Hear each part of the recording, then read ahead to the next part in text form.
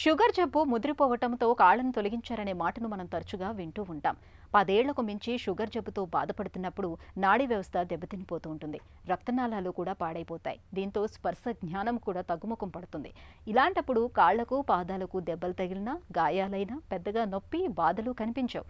దీంతో చాలామంది పాదాలపై గాయాలను, పుండ్లను పెద్దగా పట్టించుకోరు. ఈ పరిస్థితి చివరకు డయాబెటిక్ ఫుట్ అల్సర్లకు దారితీస్తూ ఉంటుంది. మరికొందరేమో షుగర్ అదుపులోనే ఉందని, మాకేం కాదులే అనుకుంటూ పాదాల సంరక్షణ విషయంలో అశ్రద్ధ చేస్తూ ఉంటారు. ఈ 2 రకాల ధోరణులు మంచివి కాదంటారు డాక్టర్లు. డయాబెటిక్ ఫుట్ అల్సర్ల గురించి పూర్తి వివరాల్ని ఇప్పుడు తెలుసుకుందాం.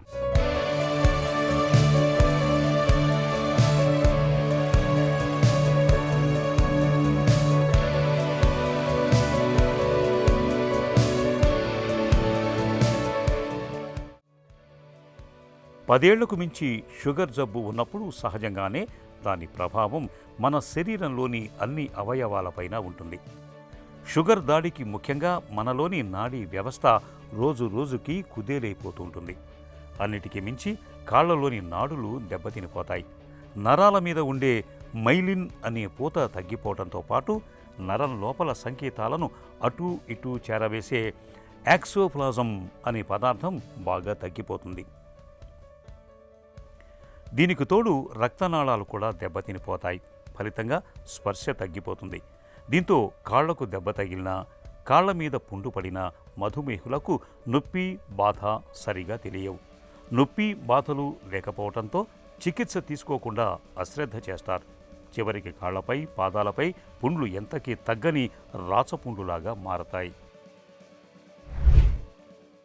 డయాబెటిక్ ఫుడ్ అంటే మనకు డయాబెటీస్ దీర్ఘకాలంగా ఉంటుంది కదా, వాళ్ళల్లో ఏమవుతుందంటే ఆ షుగర్ లెవెల్స్ దీర్ఘకాలంగా డయాబెటీస్ ఉండడం వల్ల, డయాబెటిక్ కంట్రోల్ లేకపోవడం వల్ల మన కాళ్ళలో తలెత్తే సమస్యల్ని డయాబెటిక్ ఫుడ్ అంటాం. వీటి వల్ల మనకి ఏమవుతాయంటే నరాలు కానీ as well as blood vessels అంటే రక్తనాళాలు ఇవన్నీ ఎఫెక్ట్ అవుతాయి. వీటి వల్ల మనకు నెక్స్ట్ సంభవించే వాటినన్నింటినీ డయాబెటిక్ ఫుడ్ అని అంటాం. అన్కంట్రోల్డ్ డయాబెటీస్ ఉండడం వల్ల, షుగర్ లెవెల్స్ చాలా ఎక్కువ ఉండడం, దీర్ఘకాలిక షుగర్స్ ఉండడం వల్ల మనకి ఏమవుతుందంటే కాళ్ళల్లో నరాలు ఉంటాయి, ఆ నరాలు ఎఫెక్ట్ అవుతాయి. నరాలు ఎఫెక్ట్ అవ్వడం వల్ల మనకి ఏమవుతాయంటే సెన్సేషన్స్ అవన్నీ తగ్గిపోతాయి. ఈ సెన్సేషన్స్ తగ్గిపోవడం వల్ల మనకి ఏమవుతుందంటే ఆటోమేటిక్గా సెన్సేషన్స్ తగ్గిపోతాయి, వాళ్ళకి స్పర్శ అనే శక్తి తగ్గిపోతుంది. దీనివల్ల మనకి ఏమవుతుందంటే చిన్న చిన్న పుండ్లు పడ్డా కానీ వాళ్ళు పట్టించుకోరు, ఆ పుండ్లతోనే అలా నడుస్తూ ఉంటుంటారు. సో చిన్న పుండ్లంతా పెద్దగా ఎక్స్టెండ్ అవుతుంది. అందులోనూ వీళ్ళలో నరాలతో పాటు ఈవెన్ రక్తనాళాలు కూడా బ్లాక్స్ కామన్గానే ఉంటాయి. ఇవన్నీ మనకు అగ్రివేట్ అవ్వడం వల్ల పుండ్లు, చిన్న పుండ్లన్నీ పెద్దగా అవుతూ ఉంటాయి. అది మనకు కామన్గా జరుగుతుంటుంది డయాబెటీస్లో. నార్మల్గా మన పాదం గ్రౌండ్కి టచ్ అవుతుంది అంటే ప్రెషర్ పాయింట్స్ ఉంటాయి కదా, ఆ ప్రెషర్ పాయింట్స్లలో మనకు సెన్సేషన్స్ తెలియాలి. సెన్సేషన్స్ తెలియలేదు ఈ షుగర్ వాళ్ళల్లో మనకి ఏమవుతుందంటే సెన్సేషన్ ఏదైతే ఉంటుందో ఆ సెన్సేషన్ తగ్గిపోతుంది. దానివల్ల మనకి ఏమవుతుందంటే చిన్న చిన్న పుండ్లు ఫామ్ అవుతాయి. అవి ప్రెషర్ పాయింట్స్లలో ఎక్కువ ఫామ్ అవుతాయి. అంటే మనకు అరికాళ్ళల్లో కానీ, లేదు అంటే మన పాదం గ్రౌండ్కి ఎట్లా టచ్ అవుతుంది అక్కడ. ఇంకా మనం ఒకవేళ షూస్ వాడుతున్నా, షూస్ కొంచెం ఇరుక్కుగా ఉన్న పాదము, లాటరల్ పార్ట్ ఆఫ్ ఫూట్లలో అట్లాంటి చోట మనకు జరుగుతున్నవి నర్వ్స్ డ్యామేజ్ కావడం వల్ల ఆ ప్లేసెస్లో మనకు అల్సర్స్ ఫామ్ అవుతాయి. అలా కాకుండా ఒకవేళ రక్తనాళాలు బ్లాక్స్ ఉండడం వల్ల అనుకో మనకు ఫింగర్స్ కాళ్ళు వేళ్ళు ఏవైతే ఉన్నాయో ఆ వేళ్ళల్లో టిప్స్లలో ఎక్కువ రావడం కానీ, ఇంకా ఒక వేలికి ఇంకో వేలికి మధ్యలో అల్సర్స్, అలాంటి చోట్ల పుండ్లు వస్తాయి. ఇంకొంతమందిలో ఈ 2 సమస్యలు కాంబినేషన్గా ఉంటాయి. మోస్ట్ ఆఫ్ ద పేషెంట్స్లో అరౌండ్ లైక్ 50 to 60% మనకి ఏముంటాయంటే 2 కాంబినేషన్ ఉంటాయి. లైక్ బోత్ నర్వ్స్ ప్రాబ్లమ్ ఉంటుంది యాజ్ వెల్ యాజ్ రక్తనాళాల ప్రాబ్లం. వీటి వల్ల మనకి ఏమవుతాయంటే 2 మిక్చర్ అయిపోయి అల్సర్స్ ఫామ్ అయ్యే ఛాన్సెస్ ఉంటుంది అన్నమాట. మధుమేహం మూలంగా నాడీ వ్యవస్థ దెబ్బతినిపోవడంతో కాళ్లకు, పాదాలకు స్పర్శ తగ్గిపోతుంది. ఈ దశలో రోగులు తమ సమస్యను రకరకాలుగా వర్ణిస్తూ ఉంటారు. దూది మీద నడుస్తున్నట్టుందని, ఇసుక మీద నడుస్తున్నట్టుందని, గాజు పెంకుల మీద నడుస్తున్నట్టుందని, రాత్రిపూట నిద్రలో కాళ్ళు మంటలు పెడుతున్నాయని, గుండు సూదులు గుచ్చినట్లు ఉంటోందని, తిమ్మిర్లు పడుతున్నాయని, చీమలు పాకుతున్నట్లుగా ఉంటోందని చెబుతూ ఉంటారు. ఇలాంటప్పుడు వెంటనే డాక్టర్ని సంప్రదించి తగిన పరీక్షలు చేయించుకోవాలి. అశ్రద్ధ చేసే కొద్దీ కాళ్లలోనూ, పాదాల్లోనూ పుండ్లు పడి అవి మానకుండా పోవడంతో పాటు గ్యాంగ్రీన్ వంటి తీవ్రస్థాయి సమస్యలకు దారితీసి కాళ్లను, పాదాలను తొలగించాల్సిన పరిస్థితులు ఏర్పడతాయని గుర్తుంచుకోవాలి. నార్మల్గా మనకు అల్సర్ బయటి వరకే, పుండు బయట వరకే మనకు కనపడచ్చు, అది చిన్నగానే అనుకుంటాం. కానీ ఏమవుతుందంటే ఆ పుండు లోపలే కాకుండా ఈవెన్ లోపల వరకు స్ప్రెడ్ ఉంటుంది. లోపలికి వెళ్ళేసి బోన్ ఇన్ఫెక్షన్ జరిగే ఛాన్సెస్ ఉంటుంది. బోన్ ఇన్ఫెక్షన్ అనేది ఒక తీవ్రస్థాయి, బోన్ అఫెక్ట్ అవ్వడం అనేది ఒక తీవ్రస్థాయి కాంప్లికేషన్ అనమాట ఈ ఫుట్ అల్సర్స్ వల్ల. అంతేకాకుండా ఇనిషియల్గా పుండ్లు ఫామ్ అయినప్పుడు వాటిలో ఇన్ఫెక్షన్ ఏమి ఉండదు. స్లోగా మనకి ఆ చిన్న పుండు ఉంటుంది కదా, ఆ పుండును నెగ్లెక్ట్ చేయడం వల్ల, ట్రీట్మెంట్ ఏం చేయించుకోకపోవడం, అట్లా నెగ్లెక్ట్ చేయడం వల్ల ఏమవుతుందంటే ఆ పుండు అంతా ఇన్ఫెక్షన్ జరిగే ఛాన్సెస్ ఉంటుంది. ఆ ఇన్ఫెక్షన్ అక్కడి నుంచి ఓవరాల్ బాడీ స్ప్రెడ్ అయ్యే ఛాన్సెస్ ఉంటుంది. దానివల్ల మనకి ఏమవుతుందంటే ఈ షుగర్ పీపుల్లో హై అమౌంట్ ఆఫ్ తర్వాత ప్రాణాపాయం జరిగే ఛాన్సెస్ ఉంటుంది. సో పుండ్లు అర్లీ స్టేజెస్లో ట్రీట్మెంట్ చేసుకోవడం బెటర్. అప్పుడు మనం ఏమవుతుందంటే ఈ ఇన్ఫెక్షన్స్, ఈ అండర్లయింగ్ బోన్స్ వాటిని డ్యామేజ్ కాకుండా ప్రివెంట్ చేసుకోవచ్చు అనమాట. ఫుట్ ఇన్ఫెక్షన్ జరుగుతున్నప్పుడు మనకి ఏమవుతుందంటే ఓవరాల్ బాడీగా స్ప్రెడ్ అంతా అవుతుంటుంది. ఆ టైంలో మనకు ప్రాణాపాయం జరిగే సమయంలో మనం ఫుట్ని తీసేస్తాం, అదొకటి ఇండికేషన్. ఇంకోటి మనకు కొన్నిసార్లు బోన్స్ ఏమవుతాయంటే చాలా ఎక్స్టెన్సివ్గా బోన్ కూడా డ్యామేజ్ అయి ఉంటుంది. ఆ టైంలో మనం రక్తనాళాల్లో బ్లాక్స్ ఏమైనా ఉన్నా వాటిని ఓపెన్ చేయలేని స్టేజ్లోకి ఉన్నప్పుడు అప్పుడు కూడా కాల్ని తీసేసే ఛాన్సెస్ జరుగుతూ ఉంటాయి. ఇంకొంతమంది ఎట్లుంటారంటే పెరాలసిస్ పేషెంట్స్లలో ఉంటారు, వాళ్ళు అసలు నడవలేని స్టేజ్లోనే ఉంటారు. ఆ పేషెంట్స్లో కూడా మనం కాళ్ళ రక్తనాళాలు ఓపెన్ చేసినా కానీ అంత పెద్ద ఇంప్రూవ్మెంట్ జరగకపోవచ్చు. సో ఆ పేషెంట్స్లలో కూడా కాళ్ళు తొలగించే ఛాన్సెస్ ఎక్కువగా ఉంటుంది అనమాట. ఫుట్ అల్సర్స్ ఈ కాళ్ళలో పుండ్లు పడి ఉంటాయి కదా, ఫస్ట్ ట్రీట్మెంట్ అంటే నార్మల్గా అల్సర్కి డ్రెస్సింగ్ చేయించుకోవడం, అలాంటి ట్రీట్మెంట్ చేయించుకోవాల్సి వస్తుంది. రొటీన్గా చాలా వరకు అల్సర్స్ ఈ రెగ్యులర్ ట్రీట్మెంట్ వల్లనే వాటంతకు అవే మానిపోయే ఛాన్సెస్ ఎక్కువగా ఉంటుంది.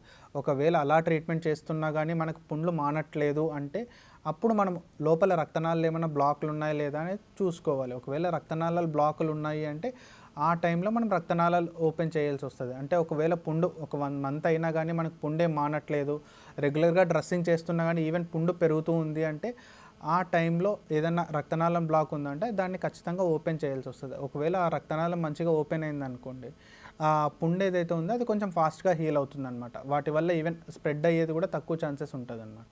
మధుమేహం మూలంగా పాదాలు దెబ్బతినే విషయాన్ని కొన్ని ప్రత్యేక పరీక్షల సాయంతో ముందుగానే గుర్తించవచ్చు.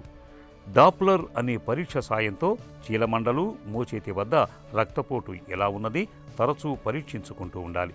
చేతుల్లోని రక్తపోటు కంటే కాళ్లలోని రక్తపోటు తక్కువగా ఉన్నట్లయితే దాన్ని అనుమానిత సంకేతంగా తీసుకోవాలి. తరచూ డాప్లర్ పరీక్ష చేయించుకుంటూ ఉంటే కాళ్లల్లో రక్తనాళాలు దెబ్బతినే ప్రమాదాన్ని సుమారు 5 నుంచి 10 ఏళ్ల ముందే పసిగట్టి తగిన నివారణ చర్యలు తీసుకోవచ్చు. షుగర్ పేషెంట్లు వాళ్ళ పాదాలకి రెగ్యులర్గా వాళ్ళంతకు వాళ్ళు కాపాడుకోవాల్సి వస్తుంది. అంటే ఎలా ఉంటాయంటే కొన్ని చర్యలు తీసుకోవడం వల్ల ఫుట్ ప్రాబ్లమ్స్ తక్కువగా అవుతుంటాయి. రోజు ఈవినింగ్ టైంలలో పాదాలని కడుక్కోవాల్సి వస్తుంది. ఒక మంచి వేడి నీళ్ళు అంటే మరీ ఎక్కువ వేడి నీళ్ళు, గోరువెచ్చటి నీళ్ళతో పాదాలని బాగా కడుక్కోవాల్సి వస్తుంది. ఫింగర్స్ మధ్యన అదే వేళ్ళ మధ్యన ఏమన్నా పుండ్లు ఉన్నాయా లేదా అది రోజు ఒకసారి చెక్ చేసుకోవాల్సి వస్తుంది.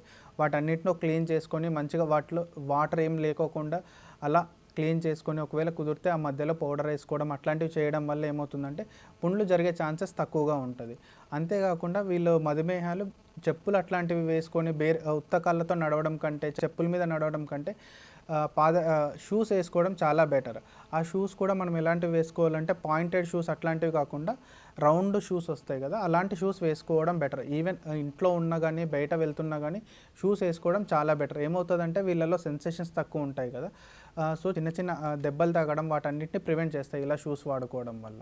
రెగ్యులర్గా ఒకవేళ కాళ్ళల్లో నొప్పులు స్టార్ట్ అవుతున్నాయి అలాంటివి, నార్మల్గా ఈ మధుమేహాల్లో కాళ్ళల్లో నొప్పులు ఎక్కువగా ఉంటాయి. ఒకవేళ నొప్పులు అట్లాంటివి ఎక్కువగా ఉంటున్నాయి, షుగర్ చాలా కాలం నుంచి షుగర్ ఉంది అంటే రెగ్యులర్గా డాక్టర్ చెకప్ చాలా అవసరం వస్తుంది. ఎందుకంటే ఏమైనా చిన్న ఉన్నాయని అర్లీ స్టేజ్లో ట్రీట్మెంట్ చేసుకోవచ్చు వెన్ కంపేర్ టు ద తర్వాత లేటర్ స్టేజెస్లో కంటే ట్రీట్మెంట్ చేసుకోవడం కంటే. మధుమేహం మూలంగా పాదాలు దెబ్బతినకుండా ఉండేందుకు కాళ్లను, పాదాలను తరచూ శుభ్రంగా ఉంచుకోవాలి. రోజు కాసేపు పాదాలను ఉప్పు కలిపిన గోరువెచ్చటి నీటిలో ముంచి శుభ్రం చేసుకోవటం మరీ మంచిది. కాలి వేళ్ల మధ్య, అరికాళ్ల మధ్య తేమ లేకుండా చూసుకోవాలి. నైలాన్ సాక్సులు మాత్రమే వాడుకోవాలి. చెప్పులకు, పాదాలకు మధ్య రాళ్లు పడకుండా చూసుకోవాలి. చెప్పుల్లో మేకులు, ముళ్ళ వంటివి ఏమైనా ఉన్నది లేనిది తరచూ పరిశీలించుకుంటూ ఉండాలి. మడమపైన ఒత్తిడి పెంచే చెప్పులు ధరించకూడదు. మధుమేహుల కోసం ప్రత్యేకంగా తయారు చేసే డయాబెటిక్ ఫుట్వేర్ వాడటం శ్రేయస్కరం. కాలిగోళ్లను ఎప్పటికప్పుడు కత్తిరించుకుంటూ ఉండాలి. ప్రార్థనా మందిరాలకు వెళ్ళినప్పుడు పాదాలకు చెప్పులు ఉండవు.